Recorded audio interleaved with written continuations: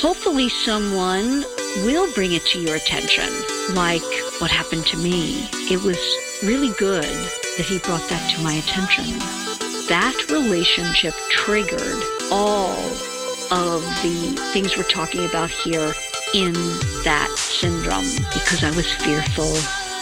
Sick of sacrificing or settling in your romantic life? Welcome to Make Him Wonder with Coach Paula Grooms, where women struggling in real relationships ask the expert.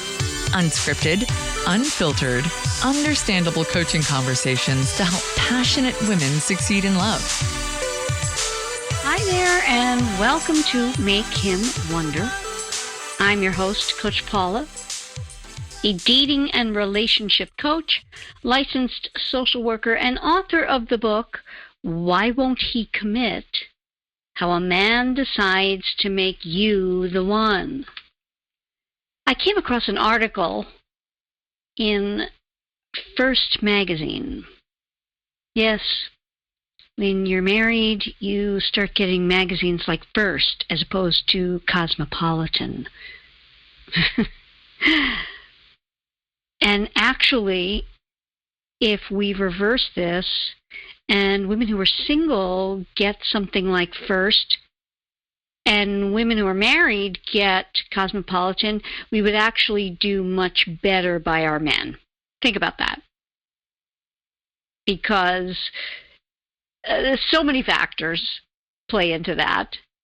But when we put ourselves in First category, and ironically, that's the name of the magazine, First, wonder if they conjured up or manifested Freud when they thought of the name of the magazine.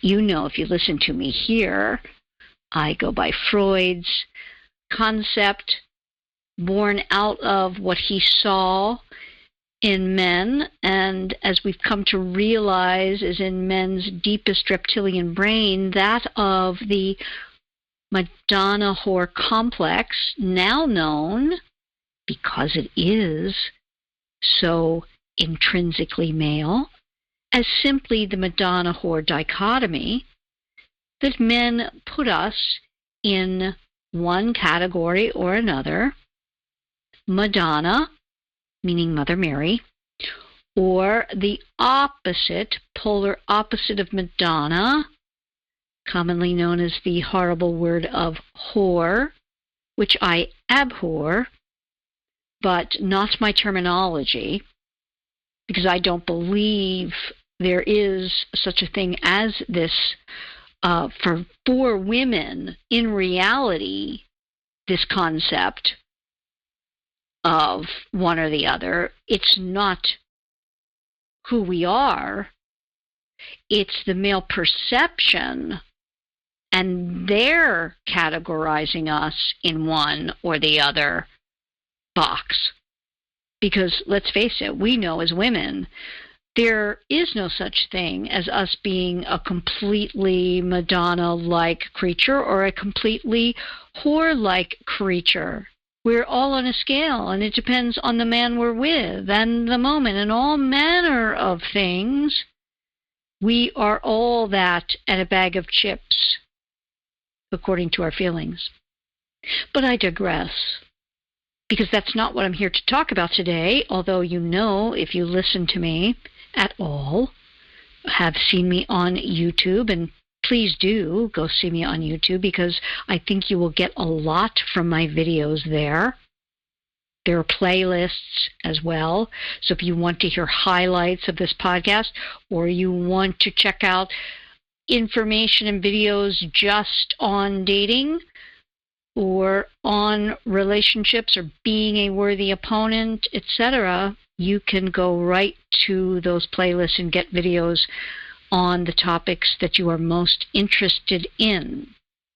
But today I'm talking about an article that I saw in First Magazine that I thought about, and it rang true to me because I've actually had this syndrome in the past in a certain relationship I had years ago. And the title of the article in the March 15th edition of First Magazine is Break Free from Sorry Syndrome. I like it. At first I thought, this is maybe silly, but not at all. Because I believe that we can suffer from this syndrome when our relationships are out of alignment. What do I mean by that?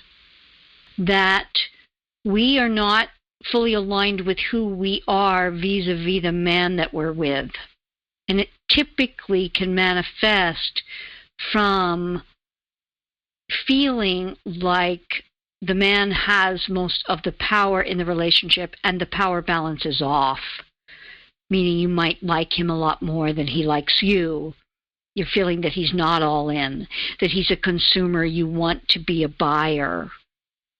That's what happened with me.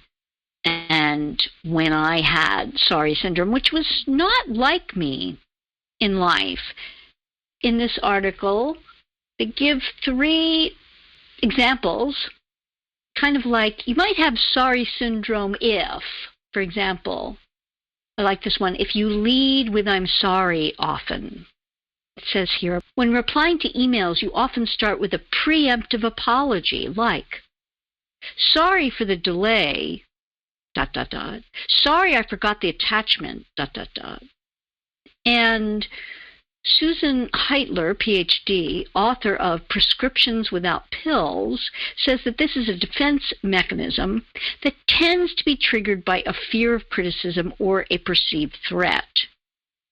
In fact, it's been linked to an overactive amygdala responsible for the brain's fight or flight response. And I thought about that in terms of why I had this syndrome when with this particular man in this particular relationship, because I was fearful.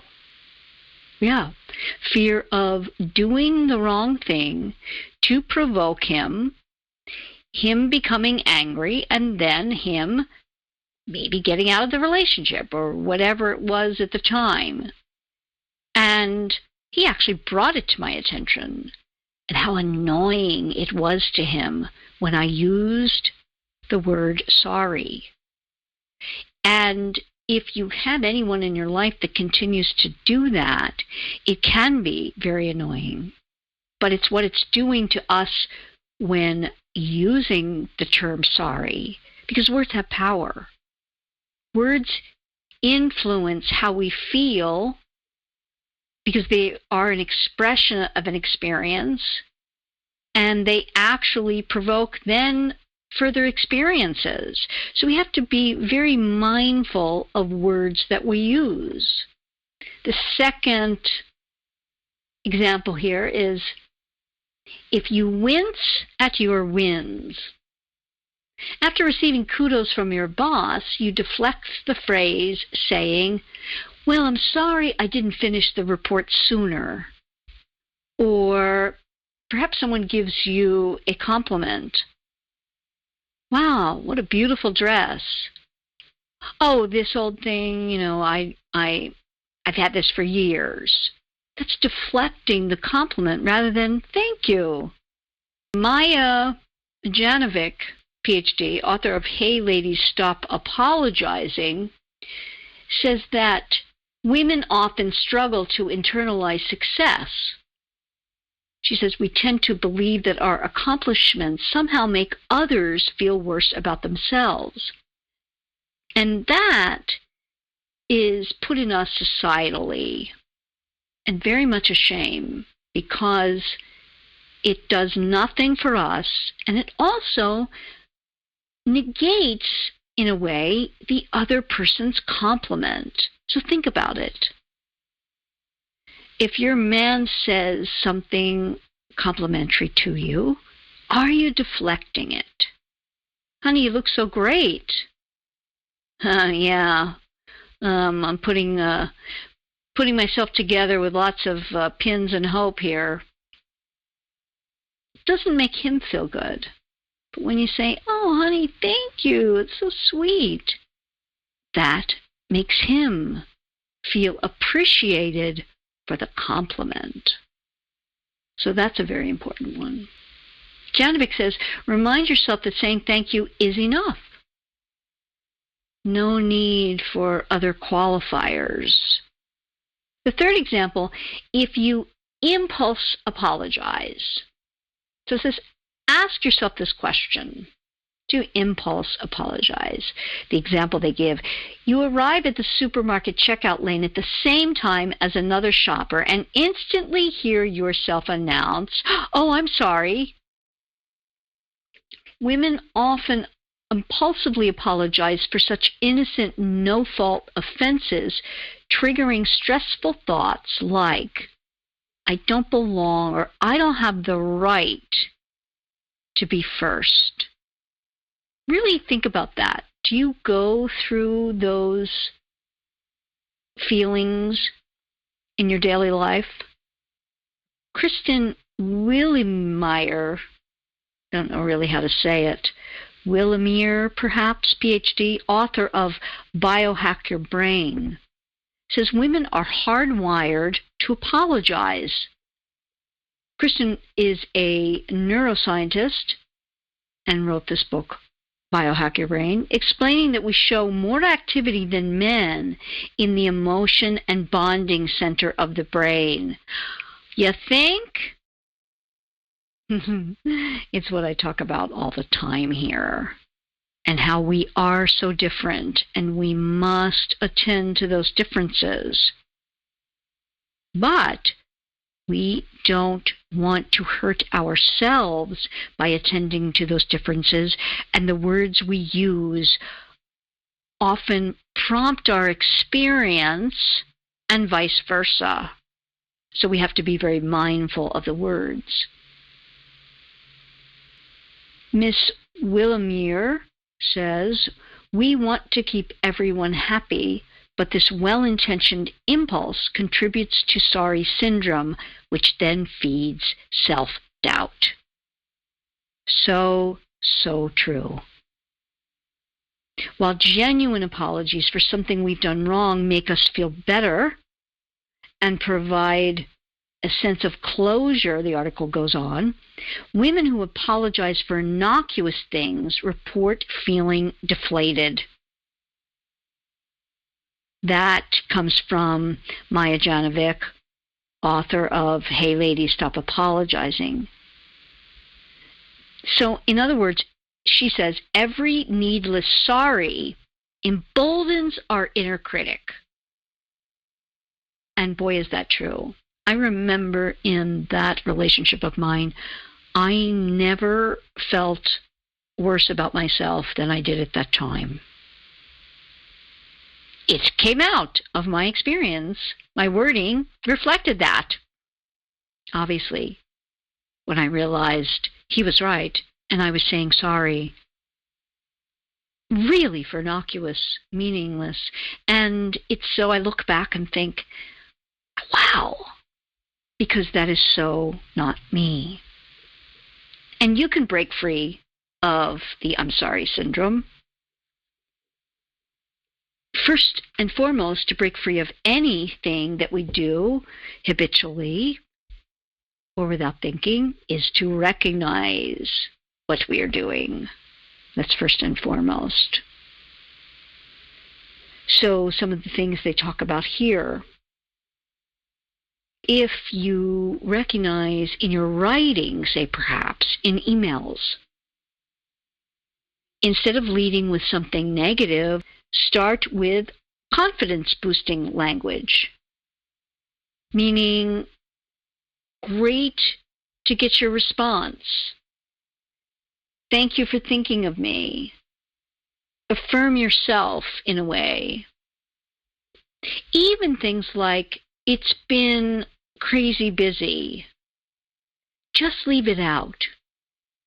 Just start your email. Even if you have to write it because you can't really break that habit of starting the email in a certain way, go back, reread it, and then take out the apology. Even if the apology is somewhat hidden or obfuscated, meaning I've been bogged down at work, so it's taken me a while to catch up on emails. That's a thinly veiled apology. Just go ahead and start with the other part that you got to, meaning cut out that thinly veiled apology and read it and send it. And you'll see that you will get a positive response regardless.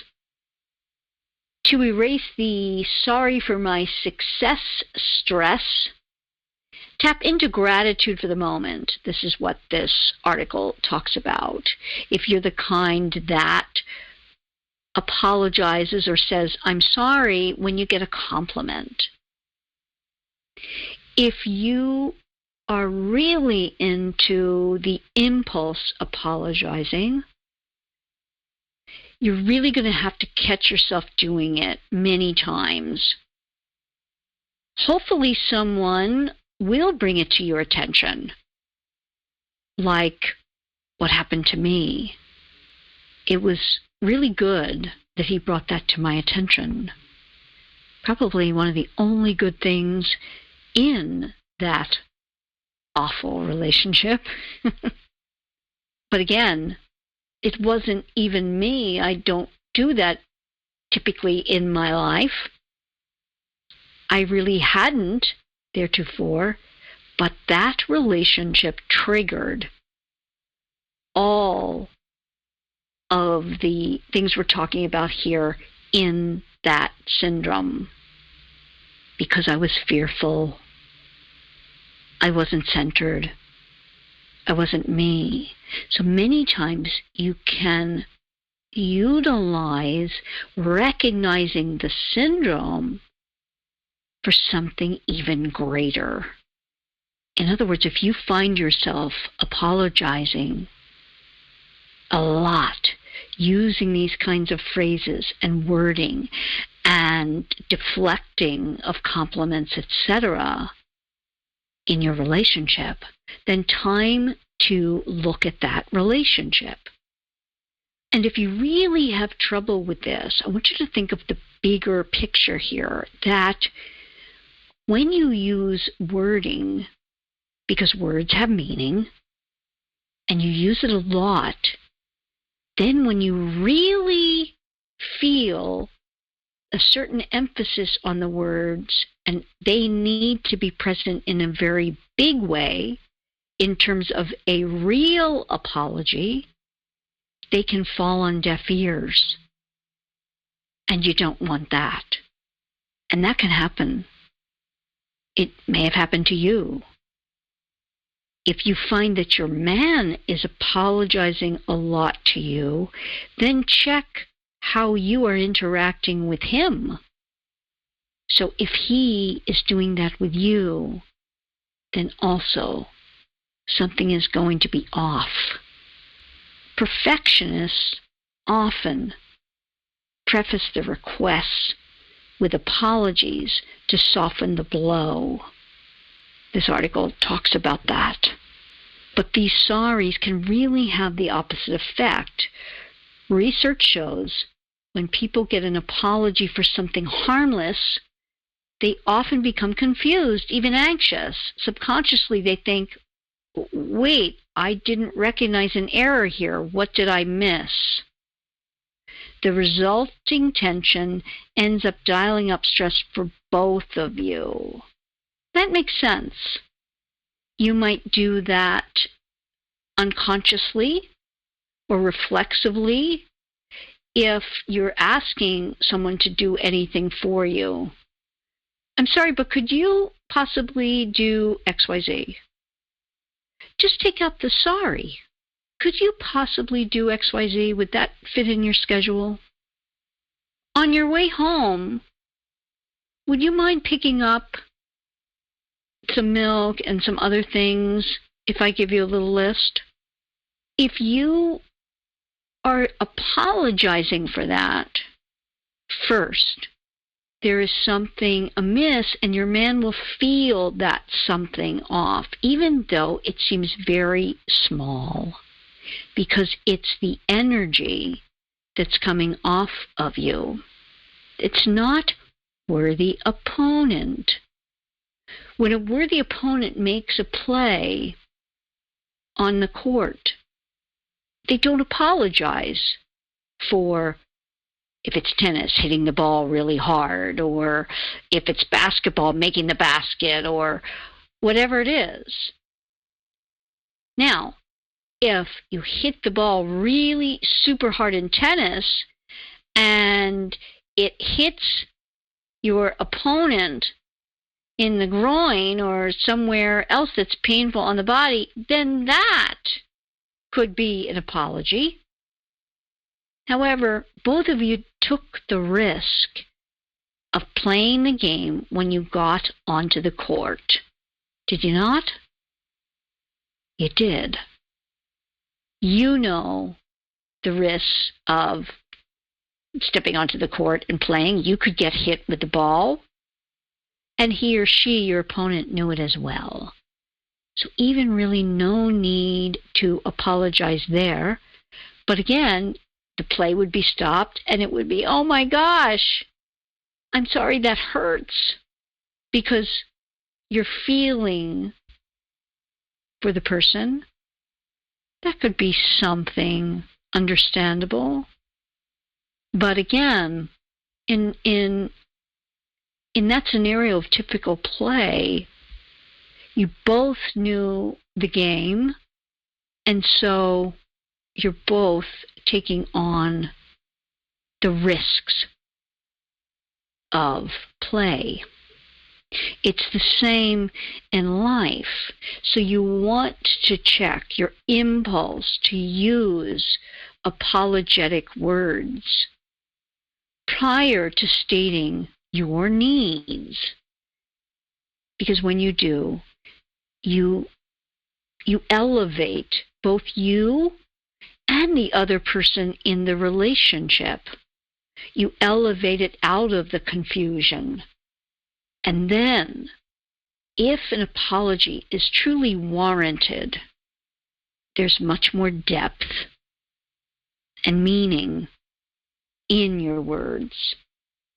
If you do this, and you find yourself doing this a lot, this can be really a game changer, especially when initially starting to date, and especially if you are feeling that you are not on par in terms of feelings with a man. In other words, if you are feeling a lot more and you are with a consumer, especially if he is an ultimate consumer, and many times if he is a mixed messages man, you will feel the urge to do this. And this can be like a little light bulb or little bell, ding, ding, ding. If you find yourself doing this, and it is not your general way of being, you can know that something is off in the relationship and things really need to change. How do you change them? You change what you are doing.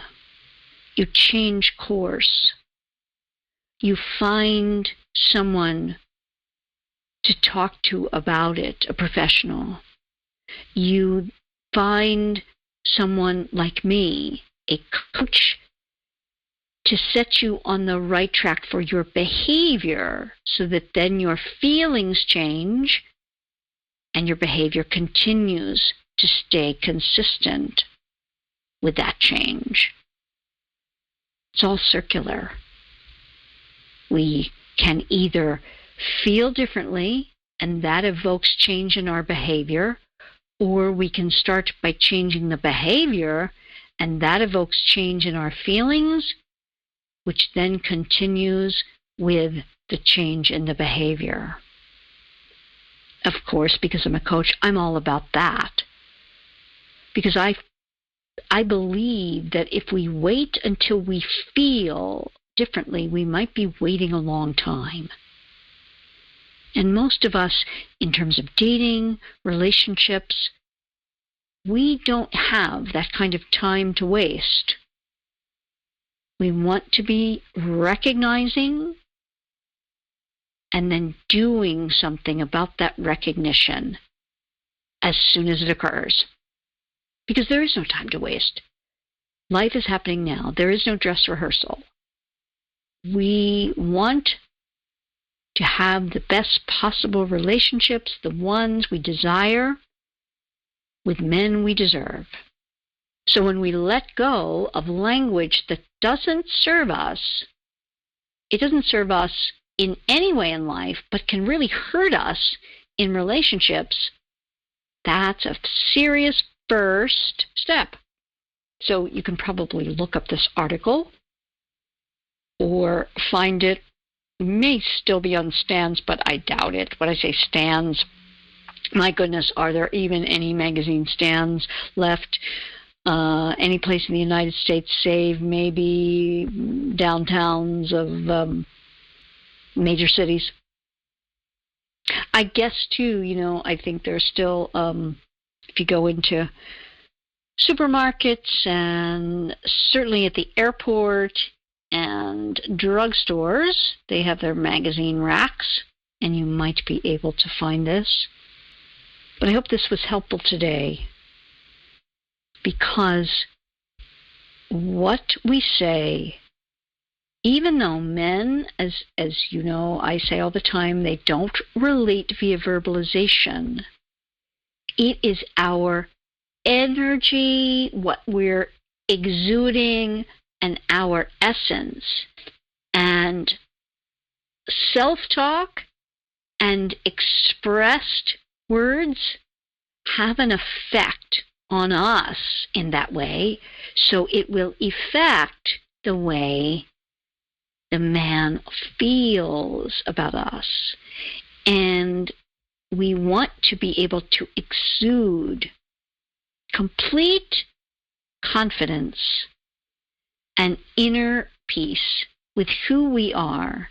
And for the man, it's very important that he feels we accept ourselves and are good with ourselves, and he can go, pound sand, as they say. He can take it or leave it. When we have that essence about us, that is the most alluring to the man, because as we know, what does it do? It makes him wonder. Right. So simple. It always gets back to that. And the words we use have an effect mostly on us and how we, our self-perception, how we are viewing ourselves, our self-perception, and it helps so much to direct a man to where we want to go in a relationship, especially vis-a-vis commitment. If you want more on these concepts and the other work I'm doing, go to my YouTube channel. As I said, check out the playlist there and check out videos that speak to you personally. Also follow me on Instagram, Coach Paula Grooms, there. If you want to be talking to me here on this podcast as a guest for anything related to dating, love, your personal life, in terms of exuding confidence in dating, in your relationship, what have you, go to realcoachingconversations.com, fill out a brief questionnaire, and we could be talking. In the meantime, don't forget, your words can help you make a man wonder or hinder that wonder. And a simple sorry or inferred apology doesn't help, because it confuses a man, and confusion is not wonder. Very different. We think of wonder. Think about looking at Mother Nature. Anything nature provides us, it provides us wonder. That's always a good feeling. Confusion is not. So remember, with any man in your life, whether just starting to date, being in a relationship, being married, any man in your life, the best thing you can do for yourself and for him and for your relationship is to make him wonder.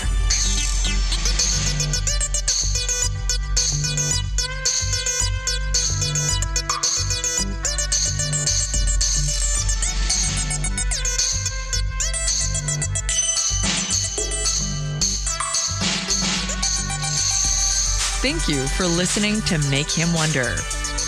If you've benefited from today's conversation, please subscribe and share. Connect with Coach Paula at makehimwonder.com. There you can take several relationship evaluations, discover her books and other resources, and find out if one of her personalized coaching programs might be right for you.